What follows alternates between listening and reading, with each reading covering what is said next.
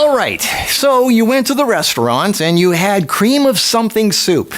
Maybe you had a salad with some creamy salad dressing. No, you didn't have a salad. You went right for the big bowl of pasta smothered with all kinds of cream sauce and cheese. And of course, you're eating bread the whole time, the free bread. And now for the good part, dessert, right?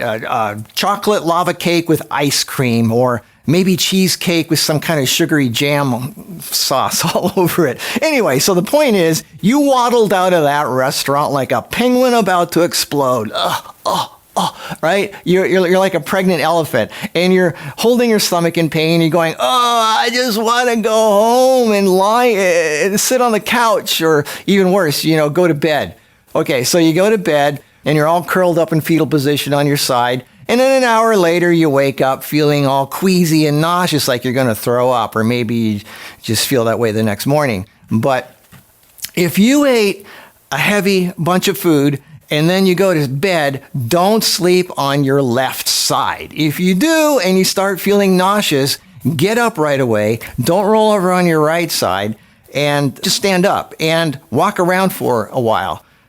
While many people immediately think, it must be the gallbladder or the liver, because I ate fatty foods or something. Well, if you're feeling weird on the left side, and that's where your nauseousness is coming from, and your fullness feels like it's on the left side, then it's not your gallbladder, because that's on the right side. That strongly suggests the mechanical pressure of your stomach and possibly your pancreas, rather than a chemical or pathological issue like gallstones or pancreatitis. Your stomach sits mainly on the left side and then empties in here. Here's my high-tech drawing. It's bigger than it actually is, but I'm just trying to make a point here. Your stomach empties into the small intestine on the right here. Okay? It's on the right side. That's where it empties into. And lying on your left side keeps the food pooled in the upper stomach because it can't get out here. All the food's down here, and the thing is up here. Right? You want it like that, but this is the way it is, so nothing gets out of there. That's your pancreas, by the way, down there. Anyway, so you're slowing your gastric emptying because the thing is your empty valve is up top. So you just ate a big, heavy, fatty or creamy meal. It stagnates and stretches the stomach, potentially pressing on nearby nerves and organs, one of them being the pancreas. So this gastric overload creates back pressure because of the delayed stomach emptying, which can lead to nausea and bloating and nauseousness and feeling like food is just sitting there. Well, it is just sitting there because it can't get out of your stomach. So heavy cream and cream sauces and volume of food that's a stomach bomb. And if your stomach contents don't move down, lying flat on your left side can make the contents push upward, triggering acid reflux, which can actually get in your esophagus, and pancreatic compression, meaning there's pressure on the pancreas. The pancreas sits just behind your stomach, slightly on the left of center.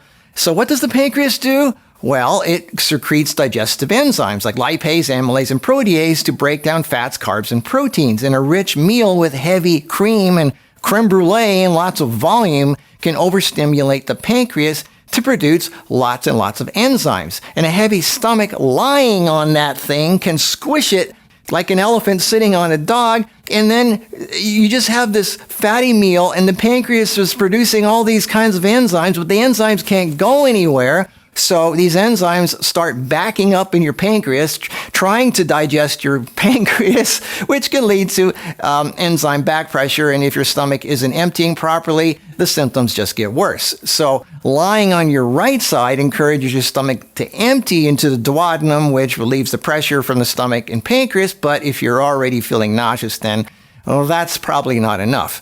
The go-to position for avoiding reflux and speeding up digestion when you're overly full is to stay upright. That's why you should be going for a walk for 20 minutes after eating, not lying down. All right, you need to be upright or on your right side as much as possible. So your whole body is standing upright. Walk around. If you can handle it, take some sips of warm ginger tea or mint tea. That can help. But no more food. No more food until your stomach is empty and you feel genuine hunger, which hopefully won't be till tomorrow night. Let your system clear out. A warm compress on the upper abdomen or your back can help, relax tension, warm ginger tea, chamomile tea, stuff like that. It eases digestion, supports your stomach emptying. It relaxes the pancreatic ducts. So sit upright or on your right side. Lying on your left side puts pressure on your stomach, and your pancreas, lying on your right side, encourages gastric emptying. So keep that in mind. Never sleep on your left side after eating. Don't eat again until you're truly hungry, which hopefully won't be for another day. Even if it means skipping breakfast, lunch the next day, or even dinner, don't eat anything for the whole next day. Your pancreas will thank you. So the next time you have a rich meal, consider maybe taking some lipase-heavy digestive enzymes, but don't take it after the fact when you're already feeling nauseous. If you have severe left side or upper middle back pain radiating up your back with persistent vomiting and fever and intense tenderness all over your body, you could have acute pancreatitis. The only way to know for sure is blood work, which, they see if you have elevated amylase or lipase levels to confirm it. But in this case, what I'm talking about is just functional pancreatic overload.